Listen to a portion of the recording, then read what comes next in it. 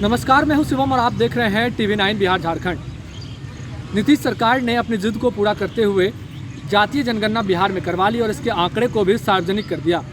लेकिन आंकड़े के सार्वजनिक होने के बाद बिहार में विवाद और भी बढ़ गया है। कई जाति के लोग यह भी आरोप लगा रहे हैं कि हमारे आंकड़े को छिपाया गया है और यह आंकड़ा पूरी तरह से फर्जी है।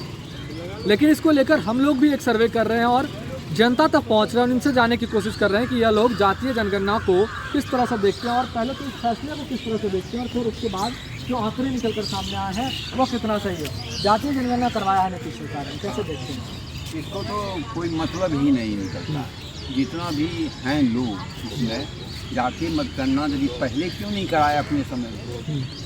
नीतीश जी तो अपने समय में नहीं करवाए, बाद में हुआ।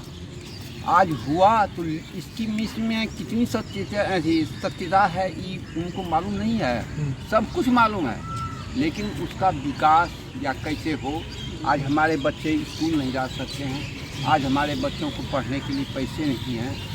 चाहे और भी शिक्षा में जो उच्चतर होना चाहिए, डेंगू का आज यहाँ पर काफ़ी पड़ी है। इस सब चीज़ पर कोई विकास या कोई अच्छी नहीं है। लेकिन जाति गणना लेके क्या कीजिएगा? मतदान करवाइएगा जबरदस्ती, यही ना कि उसका फोटो ले लीजिएगा और उसका बैलेट पेपर ले लीजिएगा और जा कर के गिरा दीजिएगा। हम जो समझते हैं यही समझते हैं। अच्छा, आम नागरिक होने के नाते जातीय जनगणना को किस तरह से? ये तो बिल्कुल नहीं होनी चाहिए। या आर्थिक आधार पर हो तो ज़्यादा बेटर है। रिजर्वेशन अगर आर्थिक आधार पे हो तो ज़्यादा बेटर है। और ये तो और हम लोग के पास तो आया भी नहीं था जाति जनगणना वाला। ये कैसे गणना हो गई? घर पर गणना करने के लिए नहीं, कोई नहीं आया था। और दूसरी जगह आया भी था तो सिर्फ नेम कुछ और ये पारिवारिक नाम दिया गया था उसमें। मतलब जाति आपकी नहीं पूछी गई? जाति ने नहीं पूछी। तो कैसे ये आंकड़ा निकल के सामने आया? या तो अब इलेक्शन आ रहा है उसी का ये सब है। आरोप लगा रहे हैं। आपके घर तक पहुंचा था गणना करने? मेरे घर में भी नहीं पहुंचा था। जातीय गणना जो नीतीश कुमार और तेजस्वी यादव दोनों मिल के किए हैं, ये खाली अपने वोट बैंक को बढ़ाने के लिए, समाज में नफरत और विद्वेष फैलाने के लिए ऐसा किया गया है। जनता सब समझ रही है। आगामी आने वाले चुनाव में इनको इस दुष्कृत्य का परिणाम भुगतना पड़ेगा। है एकदम ये जो कुकृत्य इन लोगों ने मिल के किया है समाज को बांटने का, निश्चित रूप से इसका खामियाजा इनको भुगतना पड़ेगा। आप कह रहे हैं सही तरह से गणना नहीं हुई है? गणना नहीं हुई है। एक तो पहले केंद्र सरकार करती थी, जनगणना का अधिकार उसी के पास था।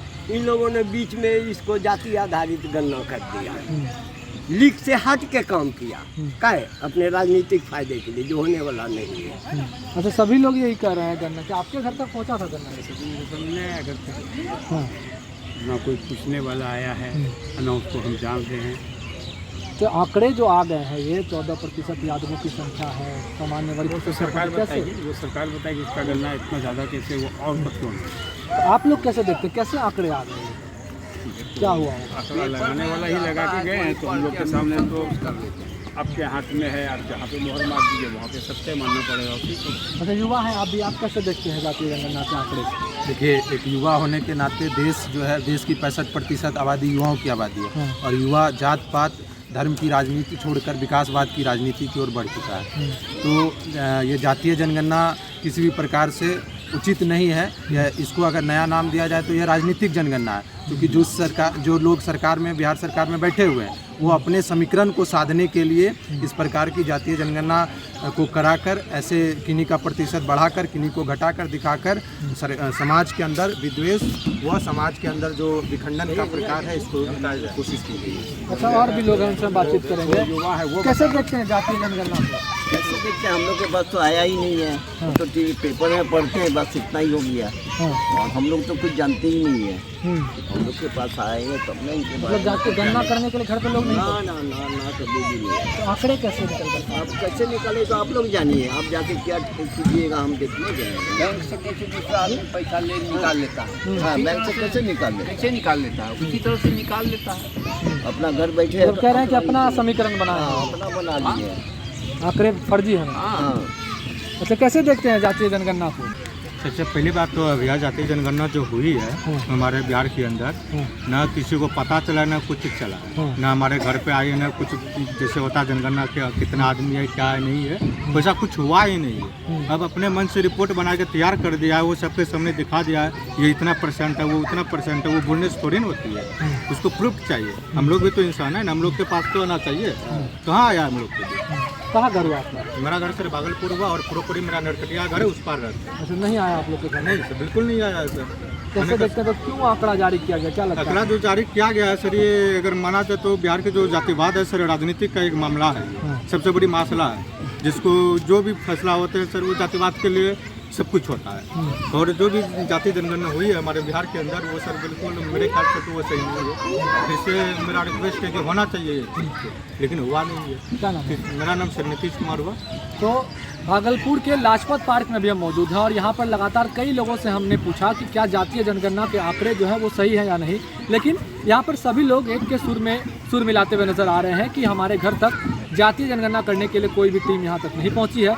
और ये जो आंकड़े हैं, ये महागठबंधन सरकार ने खुद ही आपस में बैठकर ये समीकरण बनाकर आंकड़े जारी किए हैं।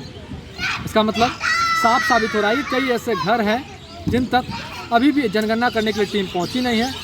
तो बड़ा सवाल नीतीश सरकार के इस आंकड़े पर खड़े हो रहे हैं कि क्या चुनावी रणनीति को कायम रखने के लिए और अपने वोट बैंक को बढ़ाने के लिए क्या ये गणना का आंकड़ा जारी किया गया है। भागलपुर से TV9 के लिए मैं शिवम।